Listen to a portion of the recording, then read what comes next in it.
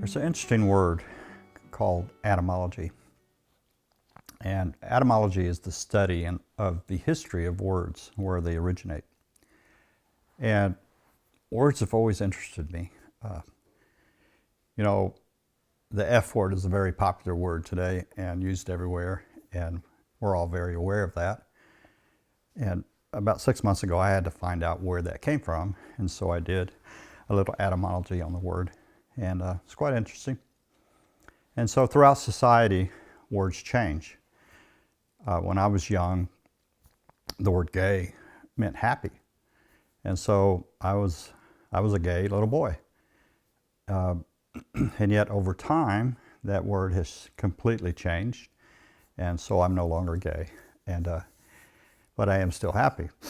But the word Coke, when I was a kid, meant Coca-Cola, and so it has a complete meaning today. It can be used either way, you know, as far as a drug or as far as a soft drink. And so the changing of times, with the changing of times comes the changing of words. And one word that has drastically changed throughout history is the word church. When you say church today, people, where do you go to church? What church do you belong to? What church are you a member of? And so there's nothing wrong with that. It's just not the original meaning of the word.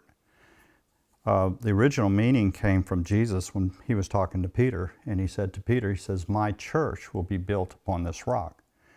And the Greek word was ecclesia. And ecclesia means my gathering. My gathering will be built on this rock. And the rock was Jesus, okay? And so throughout history, we've seen a transition to where gathering has become a building. Gathering has become an institution. Gathering has become a denomination. And so we're missing the point of what ecclesia really is. You see, if you're a born-again believer, you're part of the body of Christ. And being part of the body of Christ, you're part of me. It doesn't matter what building you go into. You might have a Methodist over here, a Pentecostal over here, and a Baptist over here. But we're all part of the ecclesia. And we make up the body of Christ. He's the head. And this body is supposed to love and to care. This body is supposed to grow together. I know a lot of people, myself included, that have been devastated by what we call the church. In other words, we attend a building, or we go to a building.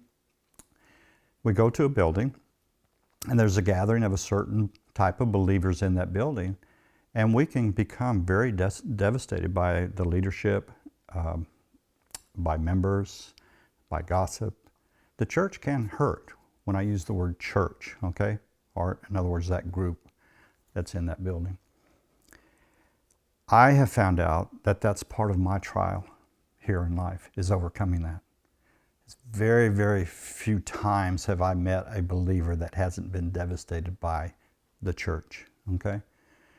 And so what I want to talk to you about today is realizing you're still part of the body. And even though you might not attend that building, you're still part of the body of Christ, and the body of Christ needs you.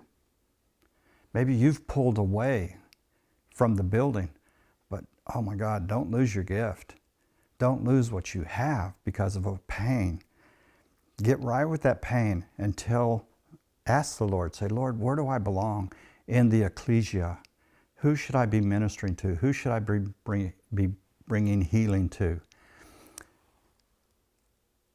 I have not attended a building in 22 years. And yet, I'm a very strong believer.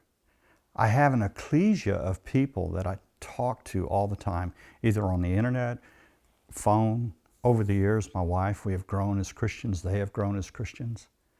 So the emphasis of building, if you can get set free of that and realize that you are here for a purpose, and that purpose is to minister to other people, it'll truly set you free in ways you never imagined. Thank you.